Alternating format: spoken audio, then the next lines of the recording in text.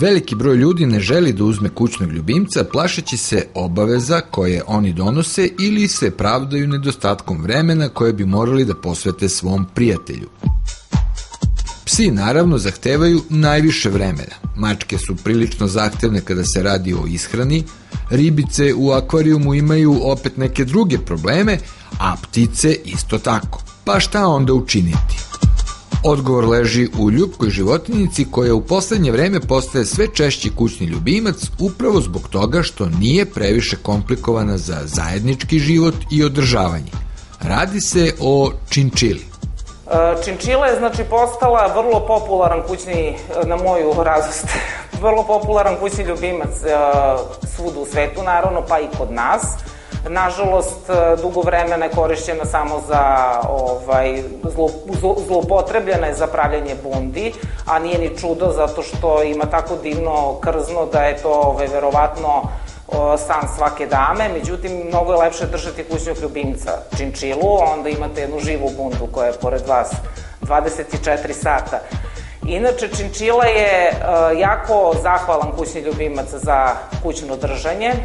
Njima ne treba šetnja, njima ne treba velika pažnja, znači možete dati pažnju tokom dana koliko možete, ona se ne osjeća hendikepirano ukoliko ne provedete s njom sat ili dva dnevno. Jako je zahvalna za držanje što se hrani bukvalno 2 puta dnevno, 1 puta nedeljno je potrebno da se čisti kavez, onda u zavisnosti koja voda se daje, mi preporučujemo flaširanu vodu, ona može da se menja na 2-3 dana, tako da u principu to je kućni ljubimac koji traži minimum vremena, a daje veliku toplinu. Iako spada u glodare, ovo milo stvorenje može da doživi zavidnu starost. Pored toga, vrlo lako ostvaruje kontakt sa ljudima i brzo sklapa prijateljstvo i sa drugim kućnim ljubimcima. Naravno, ono o čemu treba da vodite računa, pogotovo ako uzmete par činčila, to je veliki broj mladih i to u vrlo kratkom vremenskom roku. Činčila spada u jako inteligentne glodare, dugovečne, ja mislim da je to jedan od najdugovečnijih glodara, može da živi i do 20 godina. Ukoliko se drži kako treba, naravno, nema nekih naročitih zdravstvenih problema. Inače, pre nego što se nabavi činčila, treba voditi računa da se obezbede adekvatni uslovi. Ona ne samo da je brz glodar, ona jako visoko iskače, može i do 1,5 metra.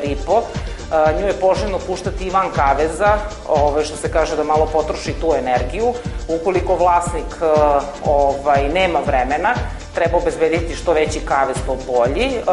I ono što ja preporučujem za činčile posebno, to je onaj kotur malo veći, da bi trošila svoju energiju, zato što je stvarno hiperaktivna i vrlo okretna. Srećom po vlasnike, ta aktivnost i okretnost ne traži učešće vlasnika. One se, ukoliko im obezbedite odgovarajuće igračke, sasvim dobro i same zabavljaju. I tako dolazimo do početka ove priče. Dakle, činčile nisu previše zahtevne kada govorimo o održavanju, pa nema razloga da oni koji žele da imaju ljubimca to i ne ostvare zbog nedostatka vremena. Međutim, svaki ljubimac, pa i činčile, nose odgovornost vlasnika. O drugim potrebama ovih malih čupavaca gledajte u narednim izdanjima Klinike Vet.